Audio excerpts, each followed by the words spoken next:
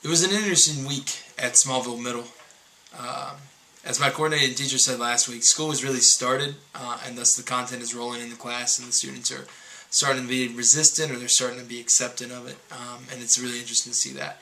The kids had their first quiz on Wednesday, and that's called an open note quiz, and I was discussing it with Mr. Cesar, and he answered that he does an open note quiz because he wants kids to go back and look at the notes that they've taken. And it's an interesting idea, and one that I agree with, perhaps not in the open note quiz form. How do you encourage students to look back into their notebooks while keeping the integrity of assessment? Is it against the integrity of a quiz to have students using their notes?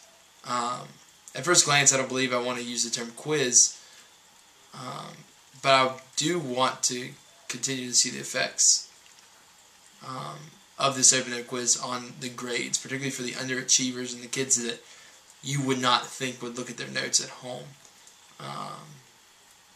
Maybe we'll use the open note idea in various activities to have multiple points of contact with their notes.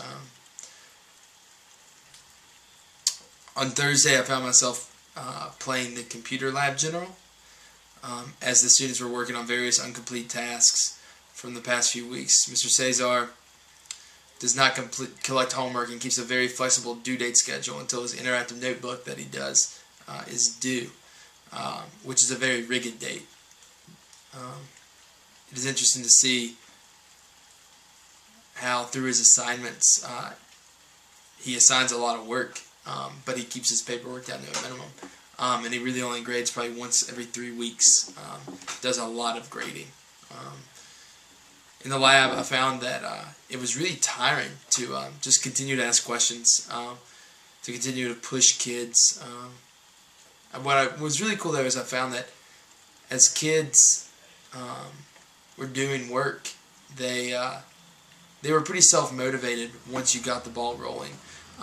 So some simple question, a simple scaffold such as, have you finished this assignment? Or what else could you be doing right now? Gave students enough guidance to complete work. Most students would come up and say, well, I could be doing this. It's like, well, why don't you do that? It's going to be due soon, so you might as well go and start working on it now. We have a test coming up on Tuesday, and Mr. Cesar worked on that exam during the computer lab time. And after the computer lab time, we sat down and talked about exams and assessment in that way. And his biggest pet peeve is that he wants to make sure that his tests are designed specifically for testing only the content. He spends a lot of time on his tests making sure that the questions aren't tricky and that they're very simple and they only test content and not necessarily maybe logic. One thing that was interesting is that despite this push that he doesn't really teach to the test, he uses multiple choice and short answer essays only. And when I asked him about it, he was really blunt and just said, kids are tested to the test, so that we have to make sure they know how to test to it. They know how to look at these multiple choice questions that are going to be given. 60, I think, or 70 is what they have on the 7th grade SOL. And so it's interesting. And that just kind of led to a discussion. Why do you use that format? Like, why only multiple choices? Could you not use fill in the blanks or matchings, or which one is different maybe? But he uses, one thing that he does really like, he uses essays. He has one fact-based essay and he has one opinion essay to kind of keep the fluidity of the discipline of history within the context of the class. And so it's kind of cool. Do I agree with that? I don't really know. It seems that multiple choice makes the most sense, that it's essential because they are having to take this test that is important for our school, that we need to make sure that they pass it. Is a is a multiple choice test more important, and does it give you more information on a student's comprehension than an essay? That's really my question right now, and we'll just see how this test goes, and see how the kids who I've seen in the class who haven't really done well on their notebooks so far, to see how they're doing. And this brings us to the prompt, which is focusing on students and looking around the class and kind of seeing what triggers students, what motivates them, are there cliques. I found for the most part that students are quite calm in the morning. In the morning, students are really occasional conversations about what was on TV last night, or the football game. And one thing that I found interesting was that as you progress through the day, attention spans get shorter and shorter, and the conversations become much more gossipy, much more bullying at that point. Though I found in all these classes, particularly the 8th period, which we have a lot of IEPs in, and we have a lot of students that have a lot of special needs. They are the most off topic because it's at the end of the day where they're ready to get out, combined with all the special needs that they have. And so Mr. Cesar uses, he calls it the hook, and it's a very simple term. We use it all the time, and it's something to draw attention into the content.